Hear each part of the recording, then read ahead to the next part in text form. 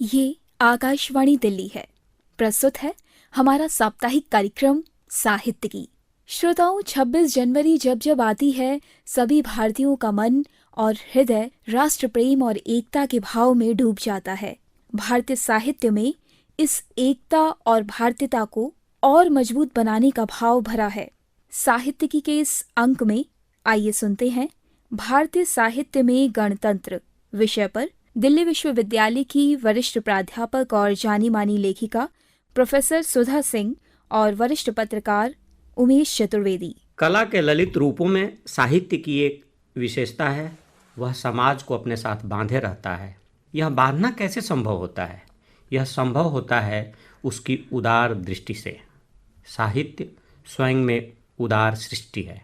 जाहिर है कि वह समाज को लेकर चलता है, उसे जोड़े रखने की कोशिश करता है। दिलचस्प यह है कि यह जोड़ना भी समाज की उलटबासियों को उजागर करने की कीमत पर होता है। साहित्य मनुष्य के अंतर्द्वंद, उसकी नियति, उसकी संभावना सबको सामने लाता है। इस लिहाज से देखें तो साहित्य पर गणतंत्र के राजनैतिक या ऐतिहासिक परिदृश्यों का भी प्रभाव जरूर पड़ता है। साहित्य ही नहीं, कलाओं के हर रूप का एक गुण होता है। गुण यह कि वह अपने आप में गण या जन के मानवीय सरोकारों और उनके अधिकारों को जगह देता है। लेकिन साहित्य का इन गुणों से संबंध एक तरफा नहीं है। साहित्य के अनेक आयाम हैं। साहित्य पर गणतंत्र के राजनैतिक या ऐतिहासिक परिदृश्यों का जो प्रभाव पड़ता है वह सतही नहीं होता। मित्रों, देश आज 76वां गणतंत्र दिवस मना रहा है। इसी संदर्भ में इस चर्चा में हमारे साथ शामिल हैं दिल्ली विश्वविद्यालय की प्रोफेसर और जानी मानी समालोचक प्रोफेसर सुधा सिंह। हम इनसे जानेंगे कि किस तरह हमारे भारतीय साहित्य में गणतंत्र रूपायित हुआ है। क्या साहित्य का अपना कोई गणतंत्र भी संभव है? सुधा जी। देखिए, साहित्य का गणतंत्र साहित्य के जन्म के साथ ही संभव हुआ है। साहित्य अपनी मूल प्रकृति में गणतांत्रिक होता है। सवाल है कि साहित्य जो अपनी मूल प्रकृति में गणतांत्रिक होता है, यानी वह मनुष्य के साथ है, मनुष्य का पक्षधर है और मनुष्य उसके लिए कोई एक व्यक्ति विशेष नहीं है। सामूहिकता में ही जो मानवीयता पनपती है, वह सामूहिकता ही साहित्य के गणतंत्र का बीज है। जाहिर है कि जब हम साहित्य के गणतंत्र की बात करते हैं तो हमें उस साहित्य को आधार देने वाले समाज की भी बात करनी होगी।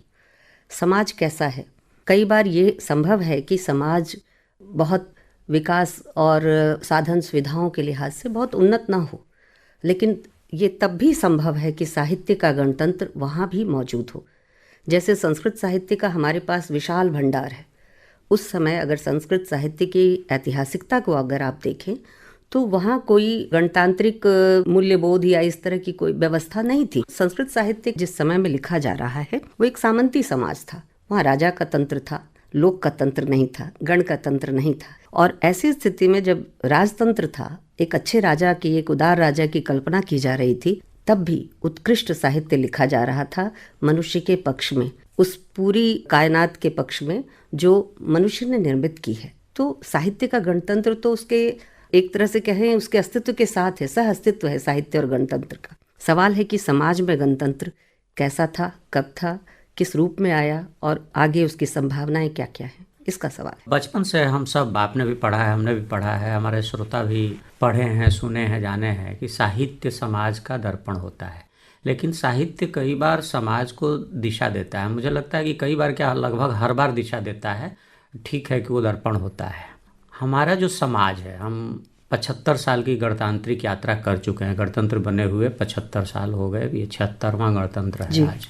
इस दौर में जो विकास यात्रा हमारी जो रही है वो कई रूपों में दिखती है, कई चरणों में दिखती है। साहित्य किन अर्थों में गणतांत्रिक हुआ है, किस तरह से विकसित हुआ है, कुछ आप प्रकाश डालेंगी? जो बात हमें सबसे पहले कहनी चाहिए वो मैं बीच में कह रही हूँ। हम सबको 76वें गणतंत्र दिवस की बहुत बहुत बधाई और शुभकामनाएं, सभी भारतवासियों को। और जब हम कह रहे हैं गणतंत्र दिवस की शुभकामनाएं, तो हमें ध्यान रखना चाहिए कि गणतंत्र दिवस हम मनाते क्यों हैं।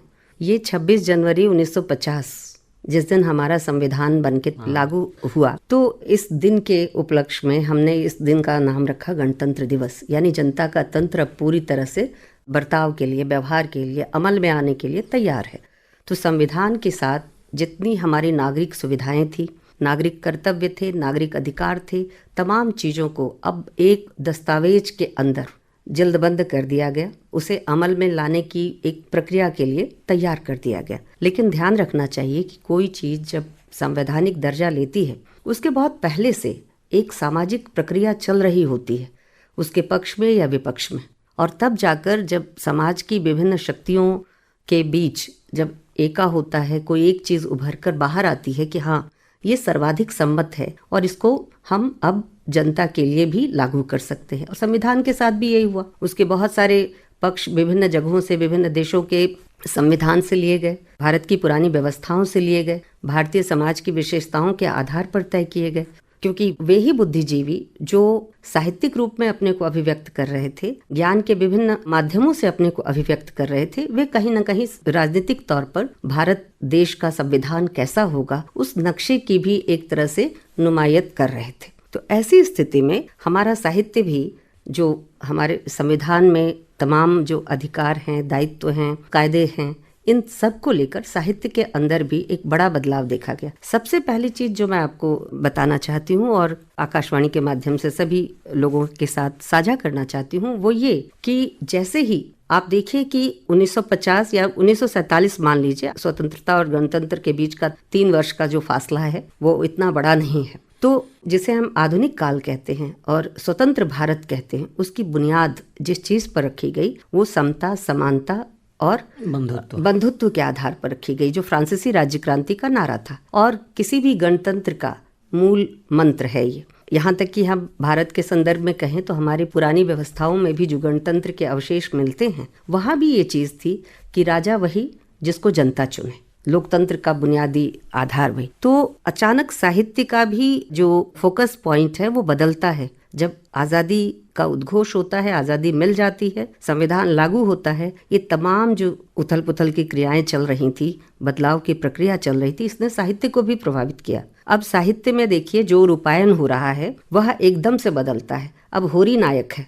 होरी आज़ादी के पहले की उस तमाम चिंतन प्रक्रिया का एक अहम हिस्सा है प्रेमचंद का लेखन, और प्रेमचंद अपने लेखन में किसी ऐसे व्यक्ति को जो समाज के बहुत ऊपरी पायदान पे बैठा है उसको नायक नहीं बनाते, एक साधारण किसान को नायक बनाते। इसी तरह से सूरदास नायक है जो चक्षुहीन है लेकिन उसकी प्रज्ञा चक्षु सारी चीजों को देख पा रही। लाल नागर के उपन्यास खंजन नयन को देख सकते हैं, अथवा आप बंकिम को याद कीजिए, आनंद मठ को याद कीजिए। 2 किताबें उस समय बहुत महत्वपूर्ण थी। एक तो दादा भाई नौरोजी की पॉवर्टी ऑफ इंडिया और दूसरी किताब थी आनंद मठ।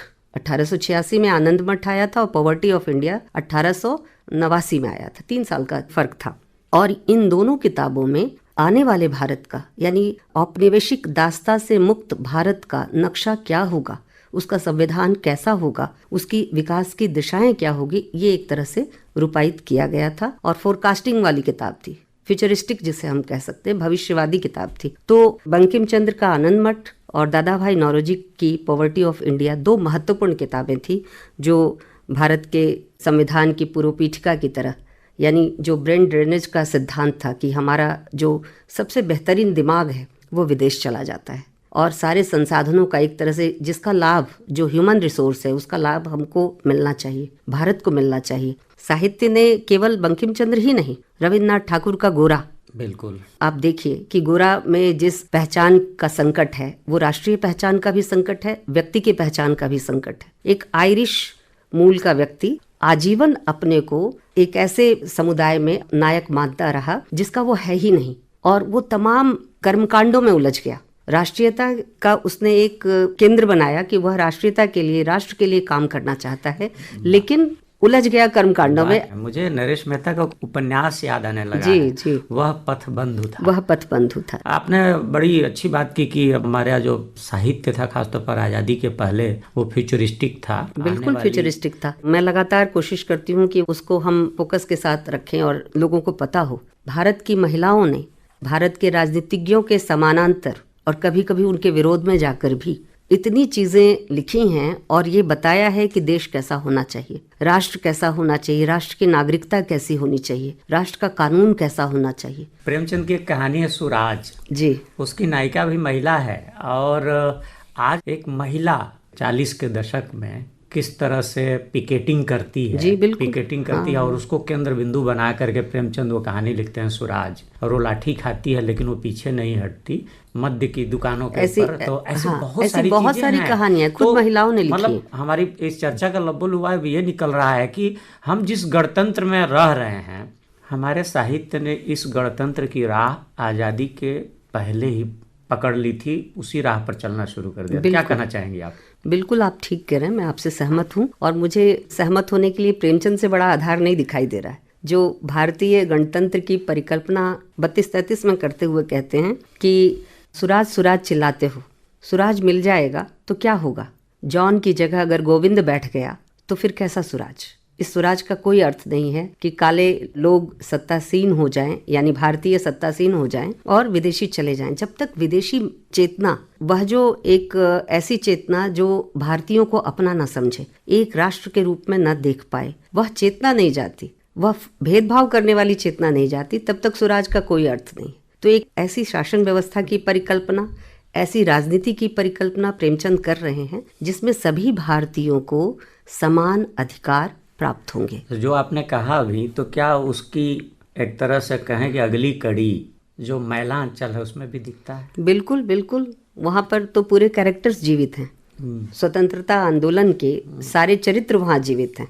वहाँ पूरा अंचल ही जैसे उस स्वतंत्रता आंदोलन की गवाही दे रहा है और राष्ट्र की परिकल्पना पेश की जा रही है। लेकिन जिन कुछ कमियों को हम देख पाते हैं भारतीय गणतंत्र की उपलब्धियों के साथ साथ, जाहिर है कि हमारी जो चुनौती है वो बहुत बड़ी है। तो ऐसे में कुछ कमियां भी हैं जिनको हम दूर कर सके तो बहुत अच्छा होगा। और भारतीय साहित्य, चाहे वो हिंदी का हो, बांग्ला का हो, उड़िया या असमिया हो, सब अपने अपने तरीके से इसको देख रहे थे। 50 के बाद एक ऐसे व्यक्ति की मुझे याद आती है जो मराठी से हिंदी में आया था और उनका नाम था मुक्तिबोध। मुक्तिबोध परिकल्पना करते हैं गणतंत्र की और गणतंत्र में नागरिक की जिम्मेदारी की, एक बौद्धिक की जिम्मेदारी की। महादेवी भी बौद्धिकों को कटघरे में खड़ा करती हैं कि बौद्धिकों के ऊपर क्या दायित्व है। देश को चलाने का काम केवल राजनेताओं का नहीं है बल्कि बुद्धिजीवियों का भी है। तो इन बुद्धिजीवियों की क्या भूमिका होनी चाहिए, हम जहाँ हैं क्या हम सचमुच में अपनी भूमिका का पालन कर रहे हैं, जिस भी हैसियत में हम हैं। तो ये सवाल महादेवी के यहाँ भी है और मुक्तिबोध के यहाँ ये प्रचंड रूप में उभर के आता है। उनकी अंधेरे में कविता याद कीजिए, वे कहते हैं कि जीवन क्या जिया, लिया बहुत ज़्यादा, दिया बहुत कम, मर गया देश, जिंदा रह गए हम। तो ये जो मर गया देश, यह जो चेतना तुरंत ही आज़ादी के बाद पैदा होती है, इसमें वो तमाम पीड़ाएं, संतरास शामिल है जो जनता की अपेक्षा से कहीं नीचे रह गया था, इस कारण पैदा हुआ। तो आज़ादी के बाद का जो तत्कालिक साहित्य है, चाहे जिस किसी भी भाषा को देखिए, उसमें सपनों को पूरा करने का एक मादा दिखता है, एक उम्मीद दिखती है। और कहीं न कहीं इसे आंचलिक शब्दावलियों में, शब्द विन्यासों में, आंचलिक कथाओं से, जैसे मछुआरे है तक्षी शिवशंकर पिल्लई जी का, या ताराशंकर बंदोपाध्याय का गण देवता है, तो इन सब में देखेंगे कि जो स्थानीय उम्मीदें हैं, क्योंकि गढ़ की उम्मीद तो स्थानीय ही होगी ना, तो स्थानीय उम्मीदों को एक स्वाभाविक तौर पर एक अभिव्यक्ति मिलती है।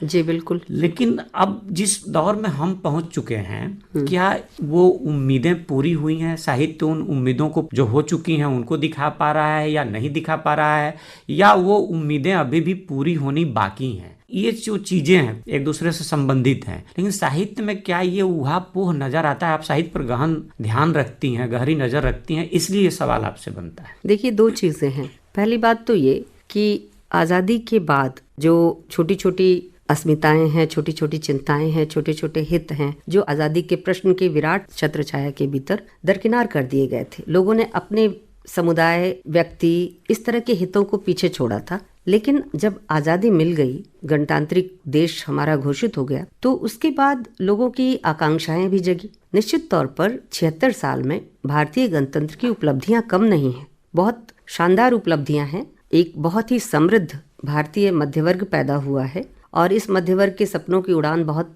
तेज है। किसी भी देश के लिए वो ईर्ष्या का विषय हो सकता है। और साथ ही साथ ऐसे तमाम जो तबके हैं, ऐसे तमाम जो समुदाय हैं, उनके अंदर भी एक तरह का शक्ति संचार हुआ है, उनको भी जीवन मिला है, गणतंत्र ने उनको भी जीवित किया है। जाहिर है जब व्यक्ति पैरों पे चलने लगेगा, जीवन युक्त होगा, तो उसकी आकांक्षाएं और बलवती होंगी, वो अपने विकास के लिए और कुछ चाहेगा। तो ऐसे में जो छोटे छोटे हित हैं उनका उभरना, साहित्य में उनका प्रतिफलन दिखाई देना, जैसे मैं कहूँ कि गणतांत्रिक तौर पर, संवैधानिक तौर पर सबको बराबरी का अधिकार था, है और रहेगा भारतीय संविधान में, लेकिन सतह पर व्यवहार में यह चीज़ उस तरह से नहीं थी। गाँव में भेदभाव था, जातिगत था, धर्मगत था, नस्लगत था, जेंडरगत था, महिलाओं के लिए कुछ अधिकार कम थे, अलग अलग जातियों के लिए थोड़ी, व्यवहार में वो चीज़ थी, लेकिन उससे बाहर निकले। आज वो चीज़ नहीं है, ये बैरिकेडिंग टूटी है, जाति की, नस्ल की, जेंडर की, ये बैरिकेडिंग टूटी है और ये चीज़ साहित्य में भी दिखाई देती है।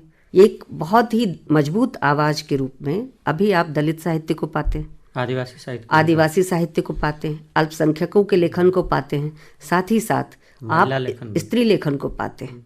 जो महिला इस समाज की रीढ़ की हड्डी है, आधी आबादी है, चाहे वह किसी भी धर्म, जाति, समूह, समुदाय का हिस्सा क्यों ना हो, लेकिन वो आधी आबादी है। उस आधी आबादी को विभिन्न तरीके से आप देखिए कि आज़ादी के पहले जो अधिकार थे ब्रिटिश शासन व्यवस्था के अंदर, और आज़ादी के बाद जो साथ साथ अधिकार मिले, महिलाओं को एक बराबर अधिकार मिला वोट का, एक जैसा अधिकार मिला संपत्ति के अधिकार का, और भी बहुत सारी चीज़ें मिली, शिक्षा का अधिकार मिला, जो उनके मूलभूत अधिकार थे वे तो मिले ही, उसके अलावा भी बहुत सारी चीज़ें, बहुत सारे ऐसे कानून बनाए गए जो उनके पक्ष में थे। बावजूद इसके महिलाओं के साथ जो दुर्व्यवहार की, भेदभाव की खबरें आती रहती थी, वो जागृति नहीं थी।